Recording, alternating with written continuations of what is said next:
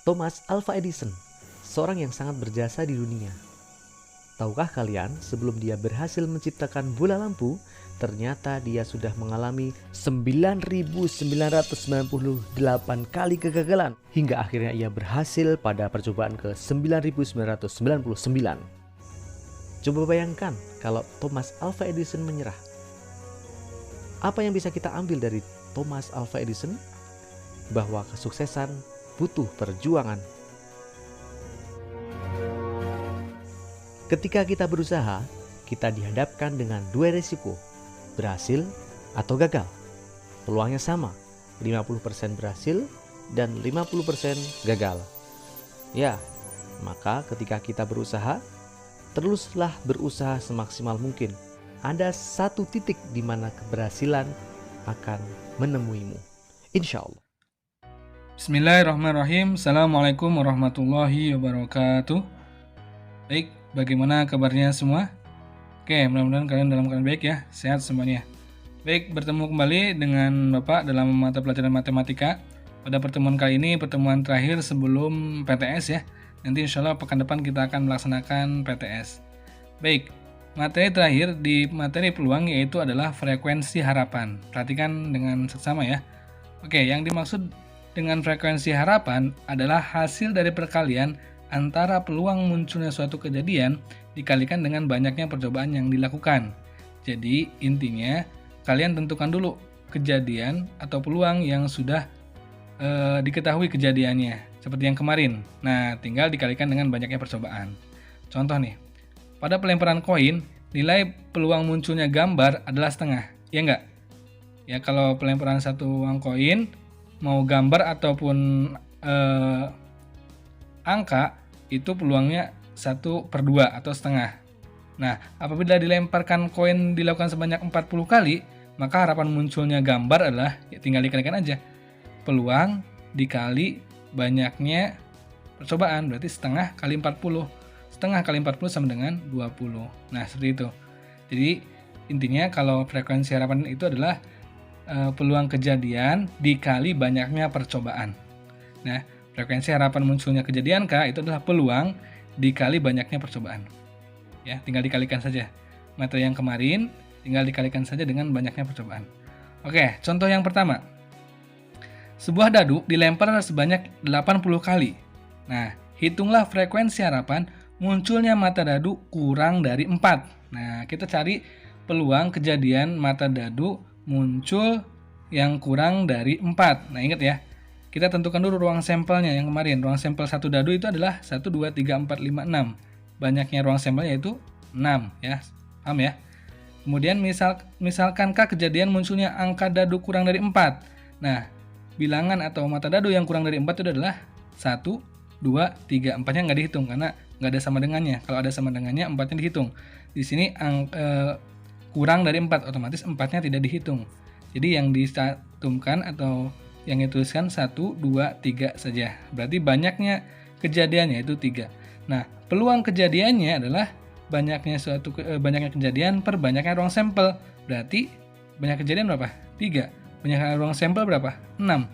Berarti peluangnya 3/6 atau diperkecil, dibagi 3 dibagi 3, yaitu 1/2 ya. Oke. Nah, ini belum selesai, ini baru peluangnya. Nah, sekarang frekuensi harapannya. Frekuensi harapan adalah peluang dikali banyaknya percobaan. Tadi peluangnya berapa? Setengah ya? Setengah nih. Kemudian banyak percobaannya adalah 80. Nih, 80 kali. Berarti tinggal 1/2 dikali 80 atau 80 kali 1 bagi 2, yaitu 40. Oke, jadi frekuensi harapan munculnya mata dadu yang kurang dari 4 adalah 40 kali. Itu ya. Oke, selanjutnya. Contoh yang kedua. Dari suatu penerimaan pegawai baru, peluang untuk diterimanya adalah 5%. Nah, jadi ketika ada lowongan kerja ya, jadi yang diterima hanya 5% saja. Jumlah pelamar yang ikut tes adalah 2.000 orang. Berapa pelamar yang akan diterima? Nah, ini tinggal dikalikan saja. Frekuensi harapannya adalah peluang dikali banyaknya kejadian atau banyaknya yang ikut tes. Berarti peluangnya kan 5%. 5% itu adalah 5/100 ya. 5/100 kali 2.000. Nah, ini coret, nolnya 2, coret. dan 5 kali 20 yaitu 100. Jadi pelamar yang diterima adalah 100 orang. Nah, itu ya frekuensi harapan. Jadi peluang dikalikan banyaknya percobaan. Oke, selanjutnya. Selanjutnya yang terakhir adalah peluang komplement suatu kejadian. Yang dimaksud dengan peluang komplement dari suatu kejadian adalah peluang dari suatu kejadian yang berlawanan dengan suatu kejadian yang ada. Nah, langsung saja. Contoh nih. Di sini peluang Andi juara kelas adalah 0,7. Nah, peluang Andi tidak juara kelas adalah, ini adalah merupakan peluang komplemennya. Nah, peluang tidak juara berarti 1 dikurangi peluang juara. Berarti 1 dikurangi 0,7. Tadi kan peluang juaranya 0,7, berarti 1 dikurangi 0,7 yaitu 0,3. Jadi peluang Andi tidak juara adalah 0,1. Maksudnya adalah komplement dari kejadian A merupakan himpunan dari seluruh kejadian yang bukan A. Jadi antara yang A dan yang bukan A itu adalah satu kesatuan, ya. Nah, komplement dari kejadian A dapat ditulis dengan A komplement. Perlu kalian ingat bahwa peluang yang dimiliki suatu kejadian dan komplementnya adalah berjumlah 1. Ingat ya. Jadi kejadian A dengan komplement A itu jumlahnya 1. Artinya suatu kejadian pasti terjadi atau pasti tidak terjadi. Sehingga rumusnya adalah, nah, peluang komplement sama dengan 1 dikurangi peluang kejadian. Ya, jadi gitu. Oke, satu lagi, terakhir.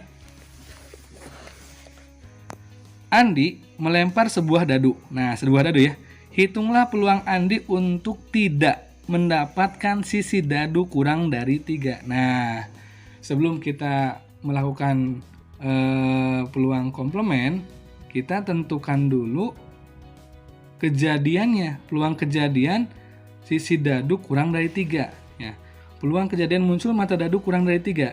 Kurang dari 3 itu apa aja bilangannya? 1, 2. Berarti banyak kejadiannya 2, ya. Ruang sampelnya, ruang sampel 1 dadu, karena ini disebutkan 1 dadu, berarti ruang sampelnya adalah NS-nya adalah 6, ya. Ingat ya, ruang sampel 1 dadu itu ada 6. Nah, berarti peluang kejadiannya adalah 2/6, atau diperkecil dibagi 2, 1/3. Nah, peluang komplementnya yaitu 1 dikurangi peluang kejadian. Peluang kejadian kan 1/3, berarti 1 dikurangi 1/3. Nah, 1 itu karena biar penyebutnya sama yaitu adalah 3/3. Tergantung penyebut di sini ya. Kalau di sini 1/6 berarti 6/6. Kalau di sininya 1/2 berarti ininya satunya dijadikan 2/2, karena nilai dari 3/3 itu ya sama dengan 1 gitu ya. Berarti 1 dikurangi 1/3 berarti 3/3 dikurangi 1/3. 3 dikurangi 1 yaitu 2. Jadi peluang Andi untuk tidak mendapatkan sisi dadu kurang dari 3 adalah 2/3 gitu. Ya, paham ya semuanya ya. Jadi komplement ini adalah kejadian yang di luar kejadian yang sebenarnya, tapi merupakan satu kesatuan. Oke, itu adalah contoh soal mengenai peluang komplement suatu kejadian. Mudah-mudahan dapat dimengerti ya. Mohon maaf jika ada kata-kata yang kurang berkenan. Wassalamualaikum warahmatullahi wabarakatuh.